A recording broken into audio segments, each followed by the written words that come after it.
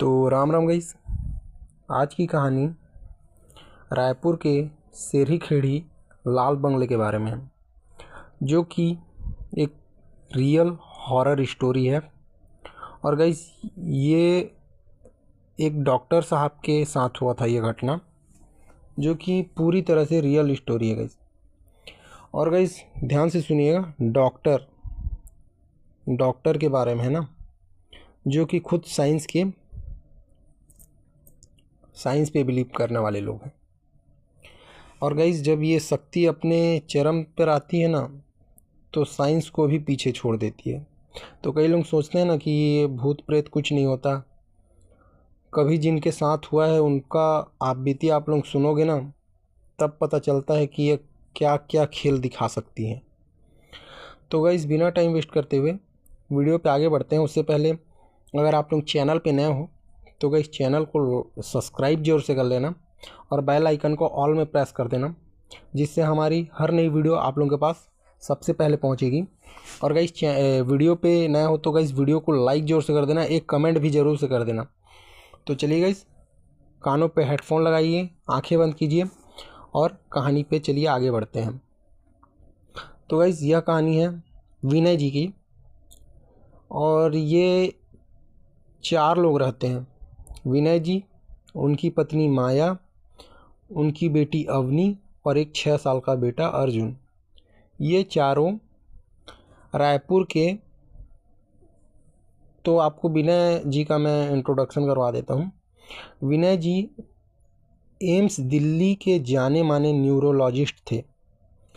उन्हें Raipur medical university में एक प्रोफेसर की पोस्ट मिली थी, और सरकार ने उन्हें अस्थायी निवास के लिए सेरी खेड़ी स्थित बंगला नंबर 108 दिया था।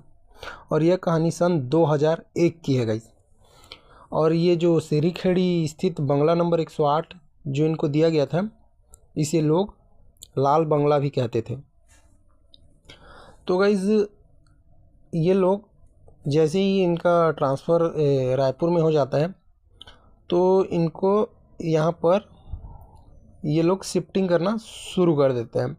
और जैसे ही लोग शिफ्टिंग करना शुरू करते हैं गाइस, तभी अगल बगल के जो लोग रहने वाले पड़ोसी लोग डॉक्टर साहब के पास आकर इनको फुसफुसा कर बताने लगते हैं कि साहब, ये बंगला कुछ ठीक नहीं है। यहाँ पर जो भी आज तक रहने आया है वह 2 महीने से ज़्यादा अभी तक नहीं टिका है, क्योंकि यहाँ पर भूत ऊत रहते हैं करके ऐसे उन लोग डॉक्टर साहब को बताते हैं। तभी डॉक्टर साहब ने हंसते हुए कहा, मैं आत्मा नहीं, न्यूरॉन की गड़बड़ी ठीक करता हूँ। यह बोलकर डॉक्टर साहब अपने बंगले की ओर चल पड़ते हैं।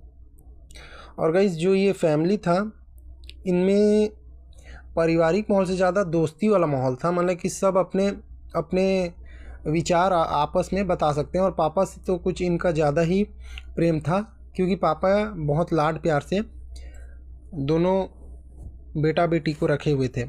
तो इन लोग कुछ भी बोलने से झिझकते नहीं थे अपने पापा को। पहले हफ्ते तो सब चीज़ नॉर्मली चल रहा था, सब चीज़ ठीक था।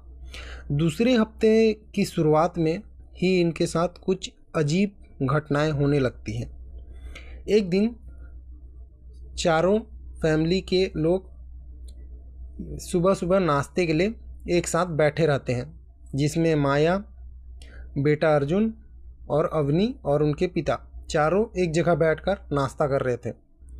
तभी अर्जुन बोल पड़ता है कि पापा, रोज़ रात को मुझे एक दीदी खेलने के लिए बुलाती है। तभी उनके पापा शॉक्ड होकर बोलते हैं, कौन दीदी? बगल वाली कोई नेबर में, मतलब बगल में कोई पड़ोसी है जो रात को खेलने के लिए बुलाती है, और ये कौन दीदी है जो रात को ही बुलाती है करके उनके पापा अर्जुन से पूछते हैं।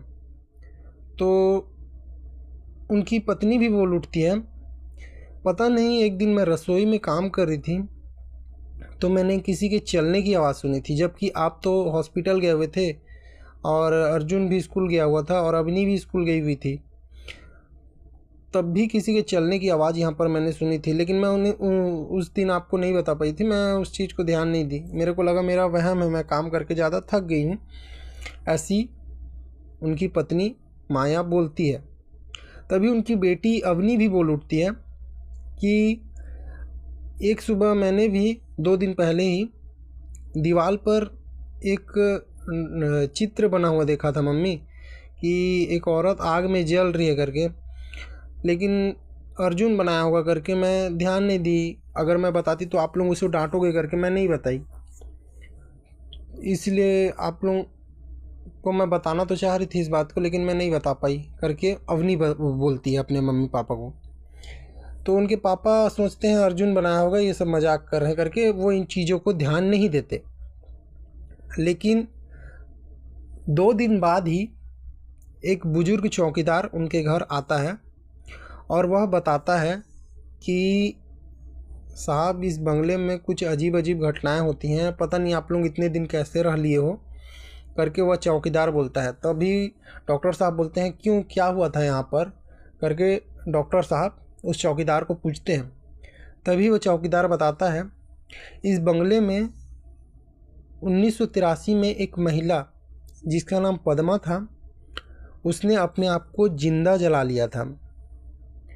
लोग कहते हैं कि वह अपने पति और सास के जुल्म से तंग आकर खुद को आग लगा ली थी और मरते हुए उसने कसम खाई थी कि जिसने भी इस घर को अपना समझा मैं उसे अपना बना लूँगी करके कसम खाई थी। चौकीदार ऐसा बताता है डॉक्टर साहब को। तभी कुछ दिन बीतने के बाद 3 फरवरी 2001 को पूर्ण चंद्र ग्रहण की रात थी। अर्जुन अचानक से गुम हो गया। घर के हर कोने में छानबीन हुई, हर कोना खंगाला गया, किचन से लेकर हॉल से लेकर सबके बेडरूम तक खंगाले गए, लेकिन अर्जुन कहीं नहीं मिल रहा था। तभी आवाज़ आई, मैं उसे ले गई हूँ। यह आवाज़ सुनते ही डॉक्टर साहब ऊपर की ओर भागे, स्टोर रूम का दरवाज़ा खोला। जैसे ही वो स्टोर रूम का दरवाज़ा खोले, वहाँ कमरे के बीचों बीच अर्जुन बेहोश पड़ा था और चारों ओर राख के गोले के घेरे में थे। अर्जुन को पूरा चारों तरफ से राख का गोला का घेरा के अंदर रख दिया गया था और दीवार पर लिखा था एक गया अब 3 और चाहिए। तभी माया चीख उठती है और तुरंत वहीं पर बेहोश गिर जाती है। तभी डॉक्टर साहब भाग कर जाते हैं और किचन से पानी लेकर आते हैं और माया के ऊपर छींटते हैं, जिससे माया को होश आता है। अर्जुन की जान तो बच गई थी, लेकिन डॉक्टर साहब ने तुरंत ऑन द स्पॉट वहीं फैसला लिया कि और अभी हम लोग यहाँ नहीं रहेंगे, हम लोग तुरंत ही इस बंगले को छोड़ रहे हैं। रात के करीब 2 बजे ही पूरा परिवार पूरे सामान को छोड़कर उस बंगले से भाग रहा था। भागते वक्त उन्होंने देखा कि घर के पीछे की खिड़की में उन्हें एक औरत दिखी जो कि लाल साड़ी में और जले हुए चेहरे के साथ उनको देख रही थी और वो अब भी वहाँ है। आज भी कई लोग गुजरते हुए खिड़की के पास से किसी के जलने की बदबू आती है, ऐसा लोगों ने बताया है। और सीसीटीवी में कई बार धुएं जैसी आकृति भी दिखाई पड़ती है, जो कि आधी औरत और आधी छाया जैसी दिखाई पड़ती है। कुछ लोग कहते हैं कि पद्मा आज भी अपने बच्चों को खोज रही है, क्योंकि उसके पूरे परिवार को उसने उजड़ते हुए अपने आंखों के सामने देखा था। और जब पद्मा की मृत्यु हुई थी, जब पद्मा ने अपने आप को आग लगाया था, तब वह लाल साड़ी ही पहनकर मरी थी। क्या यह महज एक अंधविश्वास है या फिर वाकई कोई आत्मा उस बंगले से बंधी हुई है जो अब तक जल रही है भीतर ही भीतर? क्या आपको यह कहानी पसंद आई गाइस? पसंद आई हो तो गाइस चैनल को लाइक ज़रूर से कर देना और कमेंट ज़रूर से कर देना, हाय करके या कुछ भी करके आप लोग एक कमेंट ज़रूर से कर देना प्यारा सा। और इसी प्रकार की और भी कहानियाँ सुनने के लिए हमारे चैनल पे ज़रूर ज़रूर ज़रूर ज़रूर सब्सक्राइब कीजिए। तब तक के लिए राम राम, जय सूर्य नारायण।